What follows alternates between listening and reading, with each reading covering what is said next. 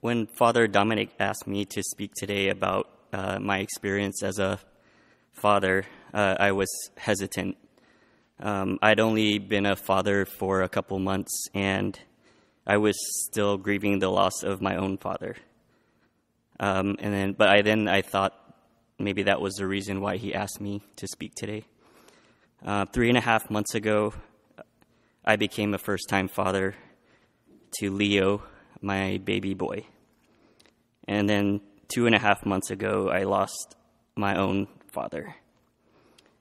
He died in his sleep after 4 years of being bedridden, in pain for a whole litany of health issues. And so this Father's Day is a very emotional time for me. It's bittersweet. I'm happy and sad at the same time. And then to add to it all, tomorrow is Lizelle and I's first wedding anniversary. So I'll just tell you a little bit about my dad and how I think I should be with my son. So my dad always wanted a son.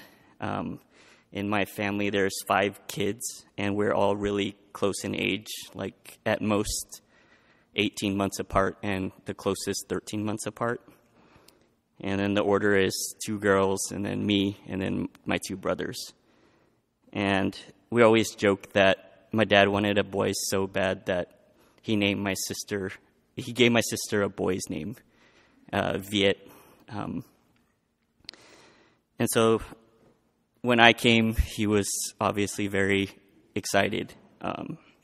And all my siblings joke that I'm his favorite, but I obviously argue against that. But they have very compelling evidence as to why this is the case.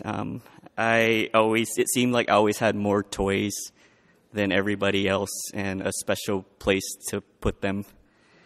And I was the only one that got a car in high school. Everybody had to share the family minivan. And one summer, my 4 siblings all had summer jobs, and my dad convinced them to all give me allowance when I was just sitting at home. And then my dad had 4 other grandkids, but he was particularly excited about my son. So before we even knew that we were going to have a son, he was telling everybody that he was going to have a grandson, and he was so excited and happy. But their lives only overlapped for 1 month, and he was never able to meet him in person.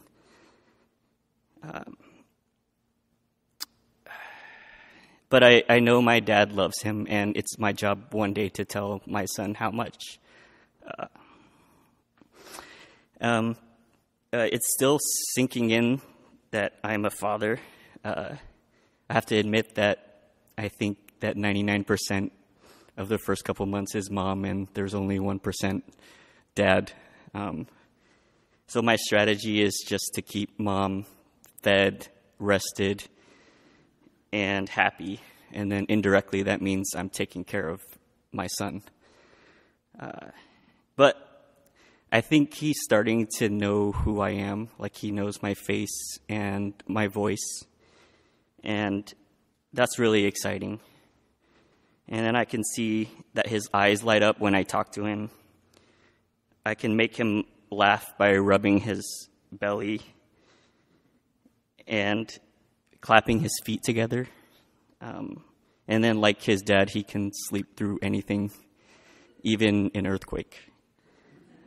And learning about him and watching him grow and become more aware are all the milestones that I've been experienced with him is really an amazing experience, and I really love him. And before he came, my wife asked me what are my hopes and dreams for him. And I really didn't have a good answer, so I just half-jokingly said that I just hope he outlives us. But I thought about it a lot, and I think I have a better answer now. In the second reading, it says, through faith you are all children of God in Jesus Christ. And if we are children of God, we should try to imitate God's love with our own children.